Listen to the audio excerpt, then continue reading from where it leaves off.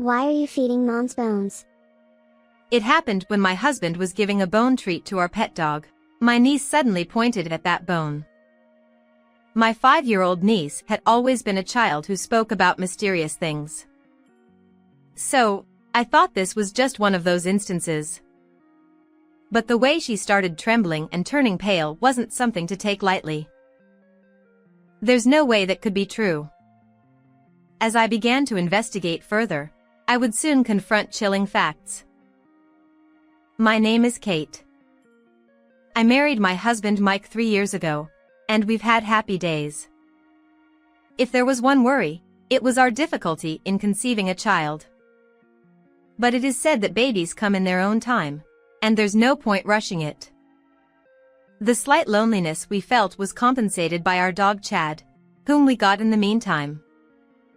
And we had something to look forward to as a couple regularly. Sorry for this again. Please take care of my daughter.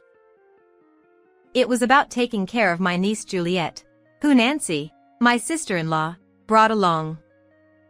Nancy had returned from her maternity leave a few years back, so she left Juliet with us when she worked on weekends. Juliet was an adorable girl who had grown quite fond of us, and my husband and I cherished her as if she were our own child. Juliet had a slightly peculiar ability.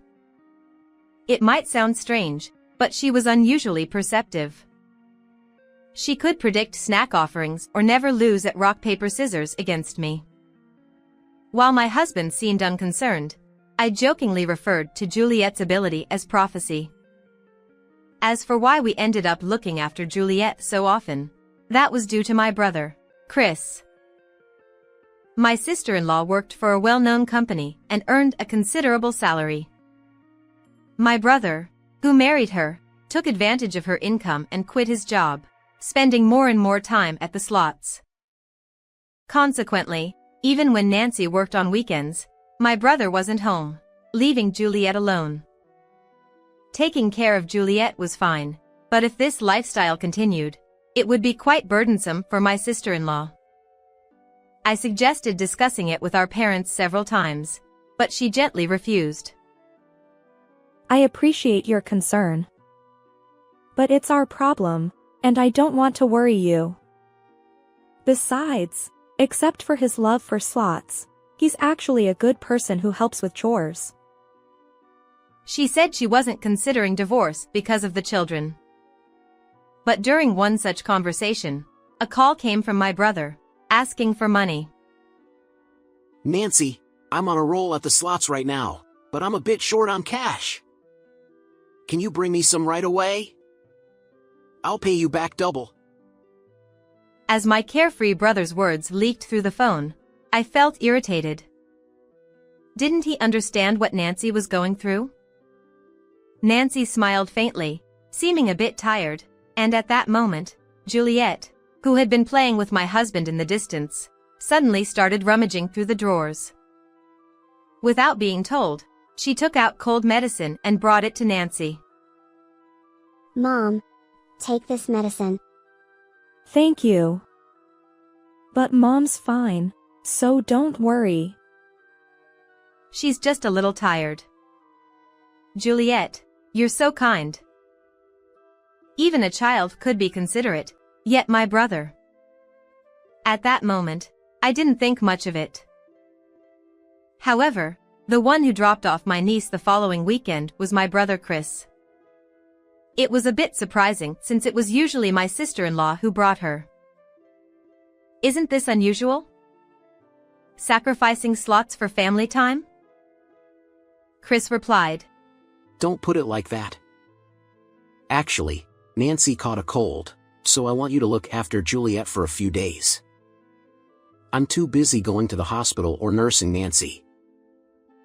Hearing that, I remembered when Juliet brought her the cold medicine. I'm worried too. Shall I go and cook dinner? Chris responded. No, don't worry about it. Nancy herself says she'll be fine with a bit of rest. Take this opportunity to take care of Nancy more, okay? Sure.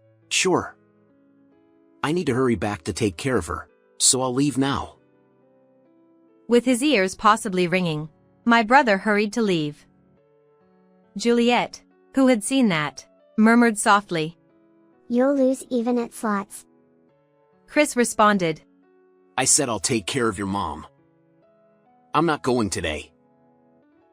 Despite Juliet reaching out to him, my brother left without even acknowledging her, hastily putting on his shoes. What was that attitude? While gently stroking the seemingly lonely Juliet, I scolded him in my mind. I planned to give him a piece of my mind next time, but he came again on the same day. It turned out he needed money because he couldn't afford groceries for dinner. I hope you didn't go to the slots again? Chris chuckled. Ha ha ha, Nancy seemed calmer by noon, so it was a brief break. Anyway, can you lend me some money? She's hungry waiting for me at home. With that, I couldn't possibly give him a lengthy lecture. Reluctantly, I handed him two $20 bills. Thanks. I'll pay you back double for this. You don't have to double it, just make sure to pay it back. Don't worry. I'll soon make a lot more. A lot more? Is he talking about slots again? Before I could question him further, he dashed out of the door. For the next 3 days, there was no contact from my brother, and I continued to look after Juliet. I didn't think there was a problem since it was just a cold, but I was starting to get worried. Just as I was thinking of going to check on Nancy, my brother suddenly showed up without any notice. Moreover, he had shopping bags full of sweets and snacks in both hands. I'm sorry for not contacting you. I was busy with unfamiliar nursing duties. Nancy isn't fully recovered yet, so she can't go out, but she's doing much better. Seeing my brother laugh carefreely, I felt relieved that my sister-in-law seemed fine. That's okay, but what about these sweets? These are a thank you for looking after Juliet this time. I'll probably need your help a bit more, so this is for that too. Inside the bag he handed me was a lineup that looked like prizes from a slot machine. Did he go again? However, seeing Juliet's eyes sparkle beside me, I decided to let it go and handed the heavy bag to my husband. This delighted Mike, who loved sweets. I also prepared something special. My brother reached into the bag of sweets and pulled out something. Ta-da! It's bone-shaped dog chew. Chad has been keeping Juliet company, so I bought this as a thank you. Our beloved dog noticed the dog chew and began to run around my husband's feet excitedly. Mike, this dog chew has great reviews. Give it to him right away. My husband, taking the sweets out of the bag, said, "Thank you." Chad, excited by the bone-shaped shoe that looked just like a real bone, eagerly bit into it. It's really popular. I didn't expect him to be so happy. While watching the playful Chad, I suddenly looked at Juliet with a smile. Then, for some reason, she turned pale and began to tremble violently. "What's wrong?" Juliet murmured. Why? Are you letting them eat it? Although it was barely audible, the next part was clear. Why are you letting him eat Mom's bones? Upon hearing this, everyone fell silent for a moment. It sounded like a joke, but my niece's expression was deadly serious. My husband asked, "What's wrong? Juliet, do you remember something scary from the TV?" He lifted Juliet up and tried to comfort her, but her trembling wouldn't stop. Watching her, I suddenly remembered my niece's mysterious power. Could this also be a prediction? But it seemed too eerie for that. "Hey, Chris, Nancy is recovering from her cold, right?" What are you talking about? Even you? Of course, she is. Otherwise, wouldn't I stay with her? Despite my brother's denial, his voice sounded different from usual, almost strained. Sensing that he was hiding something, I confronted him. I'm still worried, so I'll go and take care of her directly. I can make something more nutritious than you. Nah, there's no need for that. If you catch a cold too, who will take care of Juliet? My brother stubbornly insisted, wiping sweat from his forehead and taking a deep breath. You see, Juliet is important to me. I want to do my best to keep her from getting sick. He spoke passionately, but he himself wasn't taking basic precautions like wearing a mask. Would someone with such strong convictions neglect such a fundamental thing? However, before I could say anything further, he quickly ended the conversation. It's about time to prepare dinner for Nancy, so I'll leave. Watching him hurry away, I turned my attention to Juliet, who my husband was holding. She was still trembling slightly. Hey, Juliet, you mentioned Mom's bones earlier, right? What did you mean by that? I don't really understand. But at that moment, I felt like Mom turned into bones. My niece burst into tears and refused to say anything more. I'll follow my brother. Mike, please take care of Juliet, I said to my husband and rushed out of the house. Just as I left, my brother turned right. Keeping a certain distance to avoid being noticed, I followed him. But what could my brother be hiding? An affair? Or a marital dispute? None of them seemed to connect to the bones Juliet mentioned. Lost in thought, I realized my brother continued straight down the road where he should have turned. Where was he headed when their house was in the opposite direction? After about 5 minutes, we arrived at a deserted park. The swings were rusted and unusable, and my brother was meeting a man there. Even from a distance, the man looked muscular. Their conversation was too quiet to hear clearly, but my brother seemed to be flattering. I strained my ears to listen, and for a moment, I caught a snippet of their conversation. But the content was too shocking. I almost shouted and had to cover my mouth with my hand. Unable to stay put, I hurried back to my brother's house. Breathless, I arrived and used the spare key I had been given before. Then, the next moment, I felt a heavy, polluted atmosphere. No wonder, trash was scattered around, and an unpleasant smell filled the air, indicating an unventilated, unsanitary environment. Looks like taking care of her was a lie after all. Where's Nancy? I called her name at the entrance, but there was no response from inside the house. I reluctantly entered.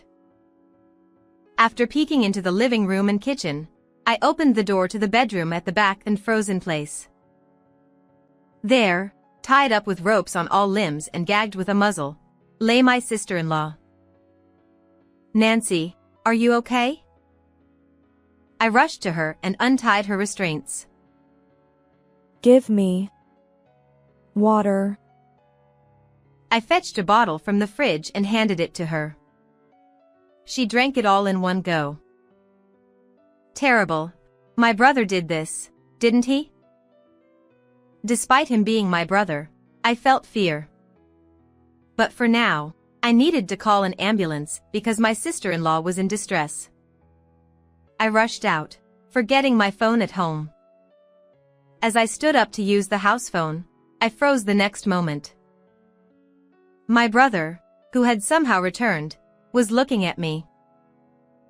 What's going on, Chris? Explain yourself. I had no choice. If I didn't do this, my life would be in danger. Is it about debts? While searching for my sister-in-law, I rummaged through the rooms.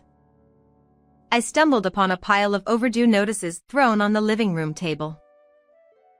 You don't have money because you've been using it all, haven't you?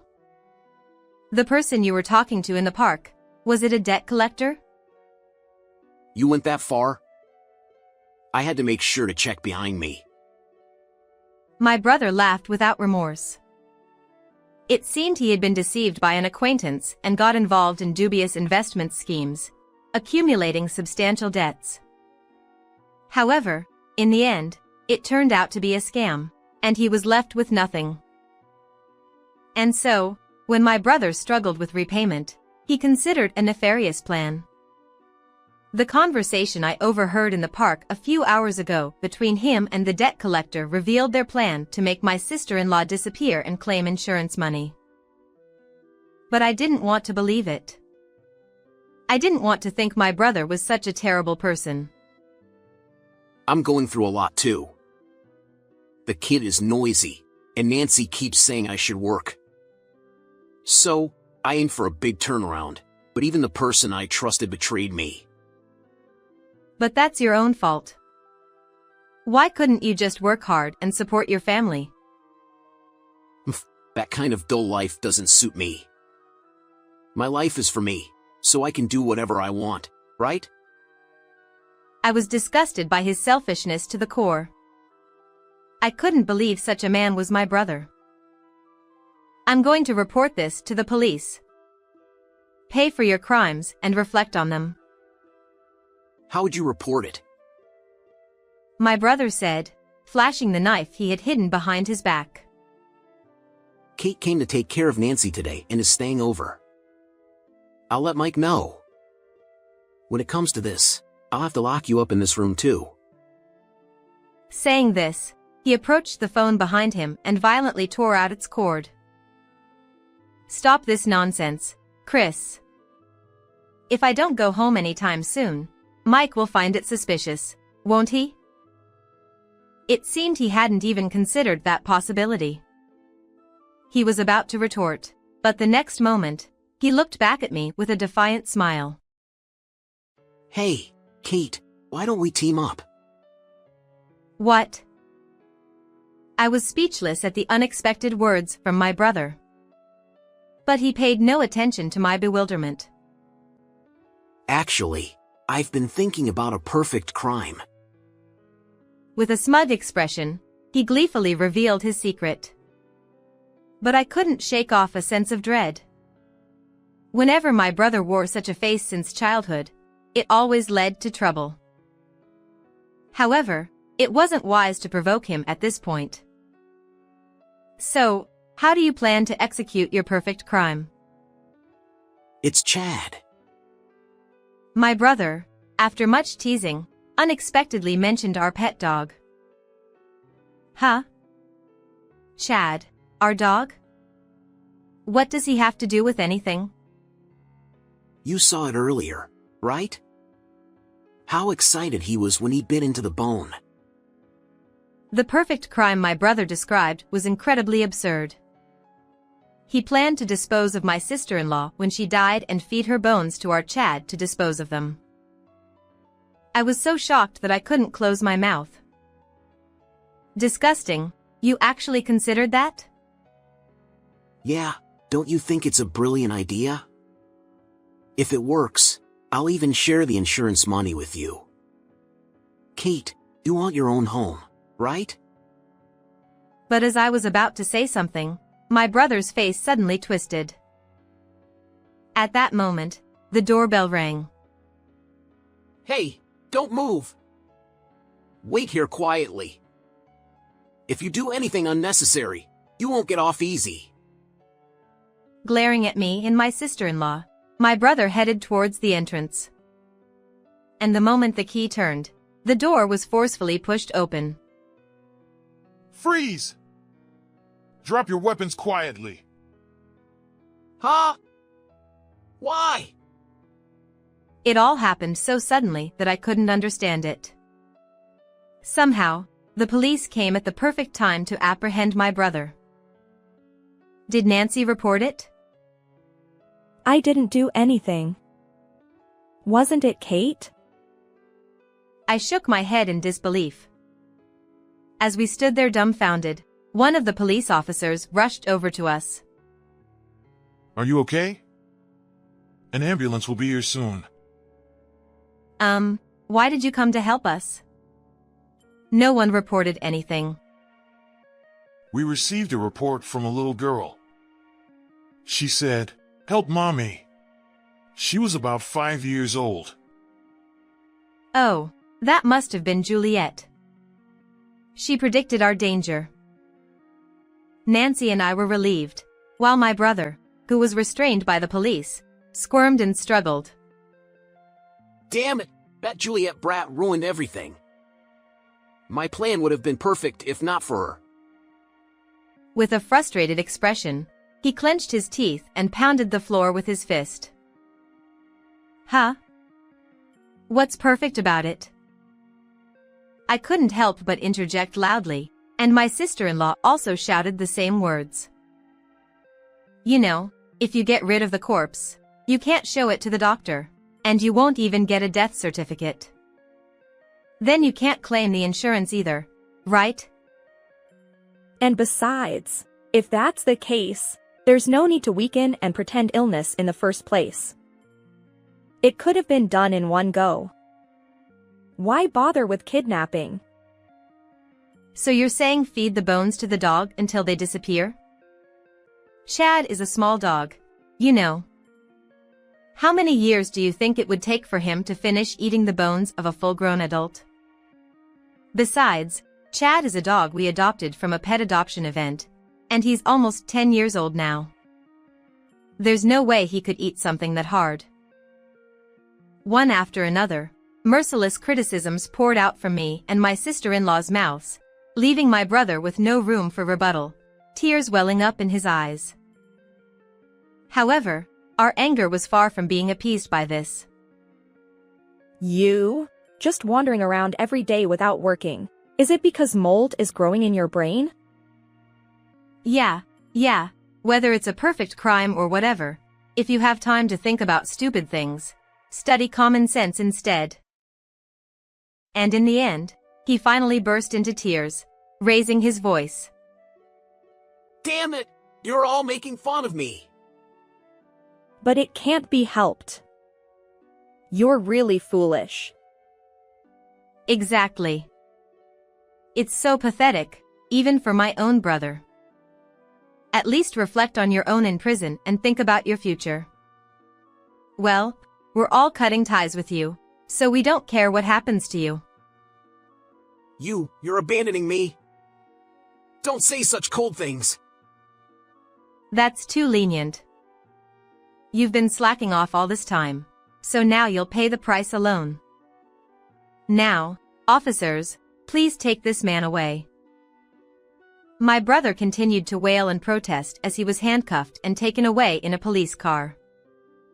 My sister-in-law soon headed to the hospital in the ambulance that arrived shortly, and she reunited with Juliet, who arrived with my husband. Thank you today. Thanks to Juliet, Mommy and I were saved. In response to my words, my niece happily nodded. My husband and I smiled, knowing that we would continue to support my sister-in-law and Juliet. Later, my brother was sentenced to prison, and my sister-in-law divorced him, demanding $50,000 in compensation and $100,000 in child support. My parents and I also cut ties with my brother, so his future, already burdened with debt, would be even tougher after his release. My husband, Chad, and I continue to live happily, occasionally taking care of our niece. Juliet, are you lonely because Mommy is at work? Not at all. Because I'm going to be a big sister soon. And a month later, I understood the meaning of my niece's words when I discovered a new life at the obstetrician's office. How did you like this story? Please also subscribe to our channel. See you again in the next video.